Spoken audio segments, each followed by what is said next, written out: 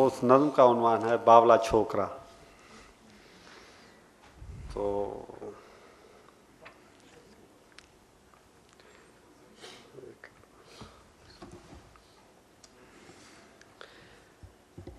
वो गांव गांव फिर गया गुलैरियों से गुफ्तगू के शौक में। वो गांव गांव फिर गया गुलैरियों से गुफ्तगू के शौक में। बहार आफरीन सब्ज सब्ज पानियों के दरमियान स्याह रंग बेरियों के बाग में। वो देखता शरीर तूतियों को नीलगू मिजाज नरम नरम कोंपलों से खेलते हुए। गुलाब और कासनी शराब जैसी तितलियों के ठंडे ठंडे गोल को उड़ा के भागता था आसमां की बदलियों के साथ साथ पापलर के ऊंचे ऊंचे झुंड के चहारसू जो गहरे गहरे पानियों की नहर के किनारों पर थे पीपलों के रूबरू। वो पीपलों के साए साए लम्स लेके दौड़ता नशीले मौसमों की पर्वती हवाओं का। वो इस कदर नफीस था कि नंगे पांव घूमता उफक की जर्द जर्द वादियों के कुर्ब में। दिमाग बन के सूंघता था कच्चे आंगनों की खुशबुएं बहार के शबाब में। तमाम दिन गुजारता था सर्दियों की मीठी मीठी दक्कनी सफ़ेद धूप में। वो दूर दूर खोजता था लहलहाते सब्जियों के खेत को जो धूप की तमाज़तों में सब्ज आईने से थे। खराम करके हौले हौले हंस की वो चाल में सवेरे शाम बाजरे के पात्रों से चाटता था मोतियों के नूर को जो आसमानी सागरों से आ गिरे थे पात्रों की नाव पर। जरूर देखता सुनहरे सूरजों की रोशनी में डूबते मनारचों की चोटियों को गौर से जो गांव की अमीन मस्जिदों के हुस्न का तलिस्म थे। अजीब था वो बावला सा छोकरा के जानता था बचपने की उम्र में ही कोयलों की रागनी कबूतरों की बोलियां। अजीब था वो बावला सा छोकरा के जानता था बचपने की उम्र में ही कोयलों की रागनी कबूतरों की बोलियां। मगर न जानता था बात यह कि एक रोज आएंगी बारात लेके शायरी की देवियां। बिठाएंगी वो देवियां उसे हसीन साहरी के तख्त पर जहां वो जुगनुओं की रोशनी में रात भर चुनेगा लफ्ज लफ्ज नूर के। वाह वाह वाह वाह वाह, बहुत शुक्रिया बहुत शुक्रिया।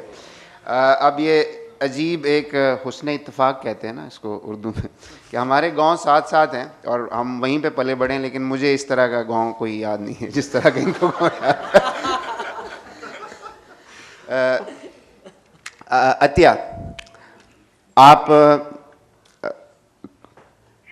कुछ हमें शायरी सुनाएंगी या अपनी ऑटोबायोग्राफी में से क्या पसंद करेंगी? मैंने मैं वैसे तवील नज़में लिखती हूँ तो दो छोटी छोटी इसलिए लिखती हूँ कि इमरजेंसी में काम आती हैं। तो इसलिए मैंने इमरजेंसी के लिए दो छोटी छोटी नज़में रखी हैं और मैं अपनी ऑटोबायोग्राफी से थोड़ा सा पढ़ के सुनाऊंगी।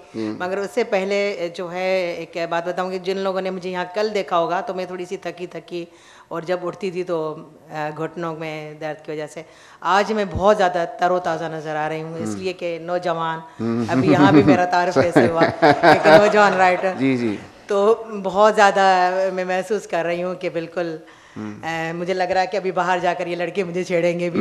तो अभी शुरू हो जाए अगर कहें। अच्छा इसके अलावा एक और भी मुझे हुआ कि ये महारानी हाल में हुआ तो मुझे लग रहा था कि ये वो और भी अच्छा। अच्छा दूसरी बात ये थी कि अगर यहाँ इस स्टेज पे एक कोई खातून मौजूद नहीं होती तभी भी मैं फटा करती कि आप लोगों के पास कोई खातून नहीं है, नुमाइंदगी नहीं है। आपको कैसे पता है कि यहाँ पे कौन कौन सी खवातीन बैठी है?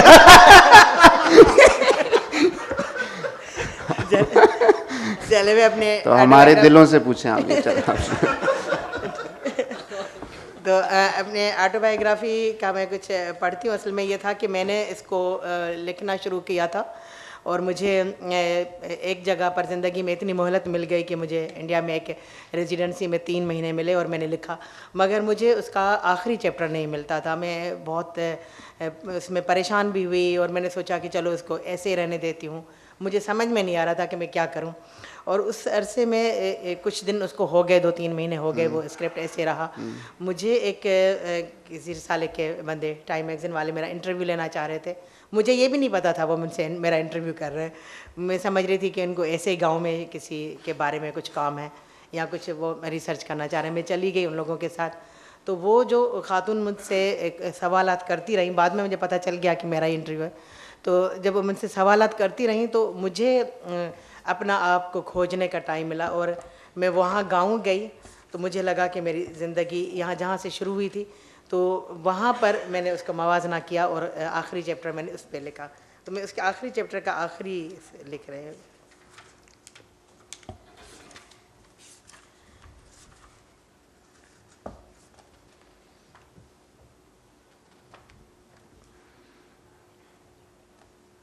मैं बहुत अरसे के बाद गाँव जा रही थी, 5 जमायतें पास करने के बाद 6ठी जमायत में पढ़ने के लिए। मैंने गाँव छोड़ा था इसलिए कि मुझे आगे तालीम हासिल करनी थी।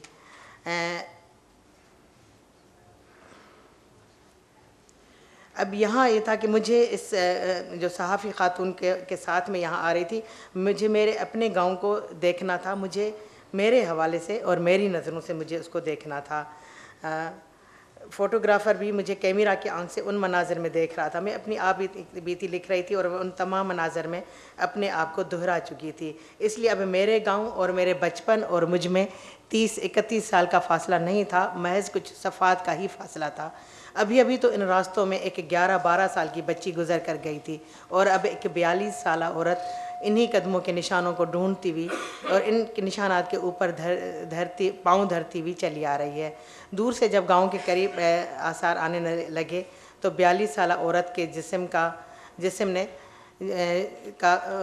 उसके रूह से उसका जिस्म फिसलता चला गया, और वो उस अपने जिस्म को लपेटकर गाड़ी की पिछली सीट पर रख लेती है।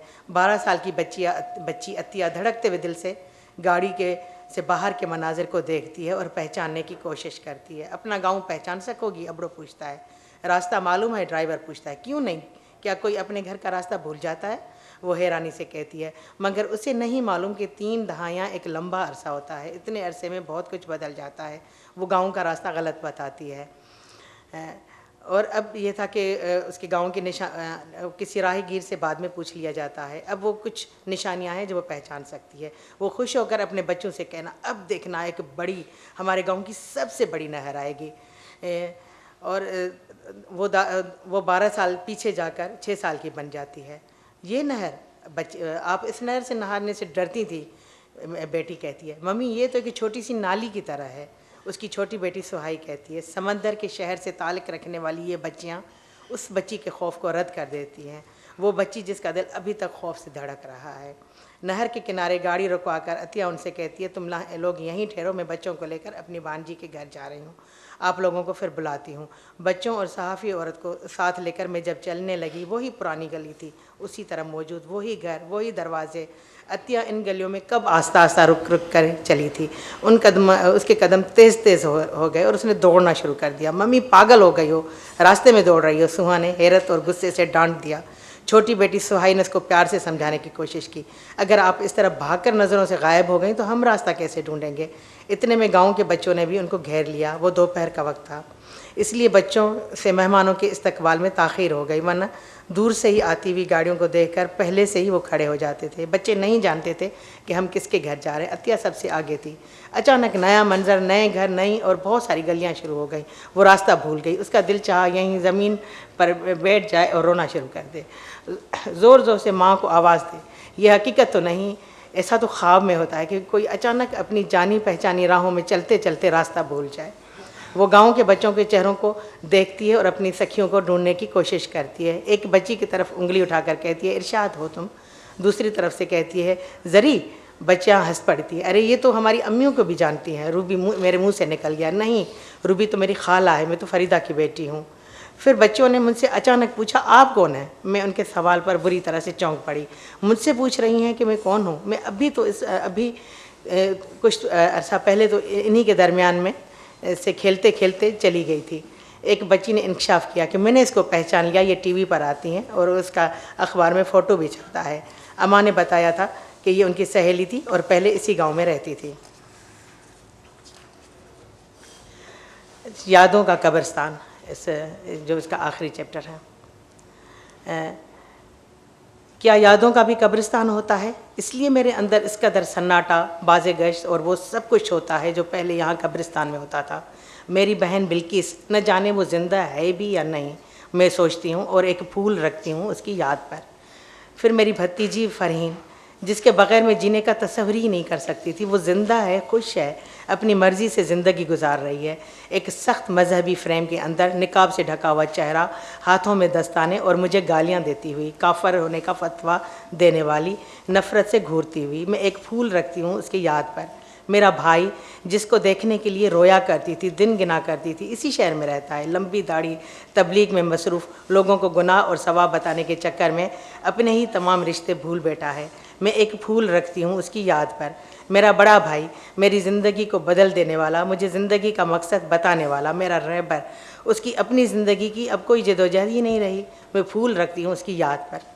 मेरा भतीजा फैसल, जो मुझे रगे जान से करीब था और अब भी है, जिसको मैंने टूट कर चाहा, आज मैं नहीं जानती कि वो जवान होकर कैसे दिखता है।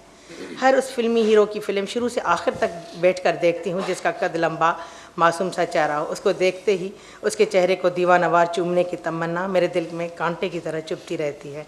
मैं ये नहीं जानती कि मेरी वो दोस्ती, मेरा वो दीवानवार प्यार उसको याद है भी या नहीं, कभी मेरी याद उसको आती है या नहीं, मैं उसकी ज़िंदगी में उससे फिर कभी मिल सकूँगी या नहीं। मैं फूल रखती हूँ उसकी याद पर।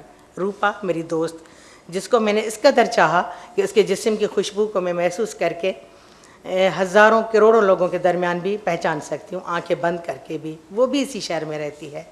इसके घर का दरवाज़ा अब मेरे हाथों की दस्तक नहीं पहचानता। उसका चेहरा भी एक याद है, मैं फूल रखती हूँ उसकी याद पर। मेरी झोली में अभी बहुत सारे फूल हैं और बहुत सारे चेहरे भी। मेरे सीने के अंदर एक निहायत वसी, घने पेड़ों वाला पुरस्रार सा कब्रिस्तान है। मैं फूल रखती चली जा रही हूँ, रखती चली जा रही हूँ। कितना वीराना, कितना सन्नाटा है यहाँ। यादों के इस जंगल में किस कदर घने पेड़ हैं। क्या कोई और मेरे साथ यहाँ पर मौजूद है? मुझे इसका चेहरा नज़र क्यों नहीं आ रहा है? कोई है, मेरी आवाज़ सुन रहा है? गांव से हम लोग वापस जा रहे हैं। सुबह को नाश्ता करने के बाद हम अपना वापसी का सफ़र शुरू करते।